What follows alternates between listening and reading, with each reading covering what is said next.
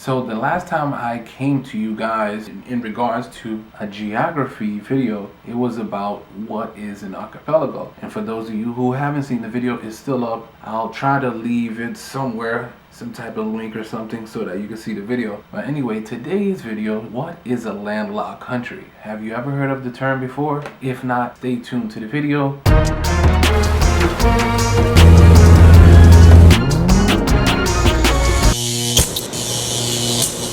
Hey guys, Dave the Ring here, and this is your travel platform when it comes to all things travel, of course. My job here is to bridge the gap and help people get out there to enjoy themselves, learn, really expand your mind, and at the same time create your own experiences and form your own opinions. Thank you for stopping by. If it's your first time here to the channel, this is what the channel is all about. And if you're returning, welcome again. Subscribe to the channel, guys. Thank you so much. Share with other people. So what is a landlocked country? Now, simply, if you take a look at any globe, or if you Google it right now, you'll see that there's a lot of countries in the world surrounded by water. Be it they have a nice coastline, like the country Chile. Chile just seems like all coast. But what about countries that are in the middle? So that's what landlocked countries are, in short. Countries in the middle. And I'll give you some examples in a minute, but let me just run down a few things. So currently, there's about 44 landlocked countries in the world.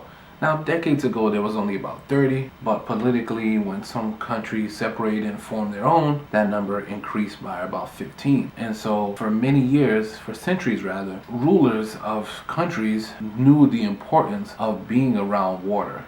To some, there's a lot of disadvantages of being a landlocked country. A lot of times, it's because a couple of factors. Number one, water has always been associated with being a great trading route because it's easier to get goods in and out coming from other countries by way of sea.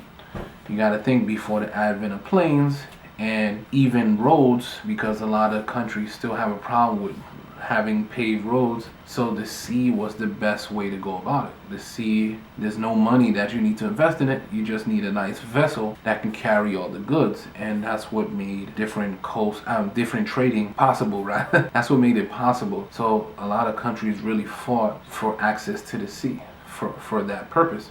Another purpose was because it allows you to be able to fish and feed your people. It's just another way to do so. So if you have a country that's locked in, so if you look at Africa, for example, there's a lot of countries in the middle. I think they have it the hardest. So if you're bringing in stuff from West Africa and you have to go into a landlocked country, what if you have to pass 5 countries? Number one, if the road is horrible, it will take longer to receive the goods. But then again, along the way, with all the dangers, be it the vehicle may break down, be it flooding, and then each country that it passes through at the borders, it may get held up for a while, days. You know, if you watch some of these videos online about these truckers taking days just to clear borders, but also the cost that they incur at each border before it gets to the stores, and all of that cost gets passed on to the customers. But if it was a country on the coast, kind of limit all of the taxes that a landlocked country would incur. So I hopefully that made a lot of sense, and I'll bring that back to you in a second. So essentially, 44 countries, landlocked countries, but there are examples of landlocked countries who are affluent.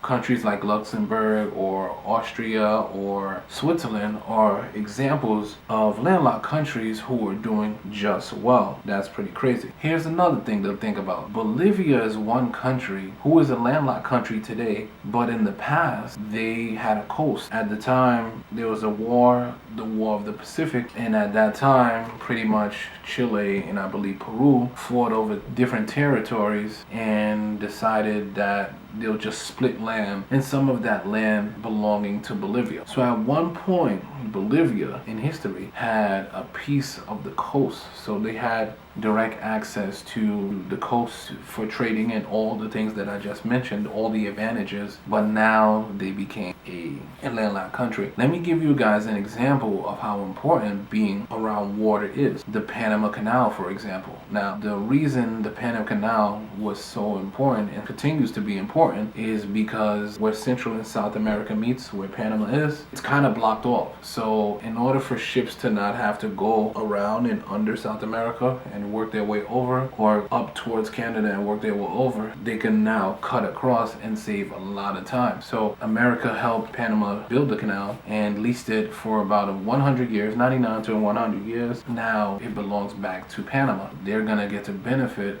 from ships from all over the world just cutting through them to make it to the destination a lot quicker. So that's why the waterway is so important, mainly for trade, secondly for food, and many other reasons. So hopefully that helped you in terms of a landlocked country. A landlocked country, once again, is a country that's pretty much in the middle and to the north, south, east, and west, surrounded by the other countries, and you're not like close to water. Pretty much, so you're blocked in. What's so tough about that too, if everyone wanted to invade you at the same time, you have no way out. So that's just another thing. Hopefully this was helpful, and leave comments down below and let me know what video you would like to see next. Like always, until next time, I'm David Arang. Always remember, I'm global. See you.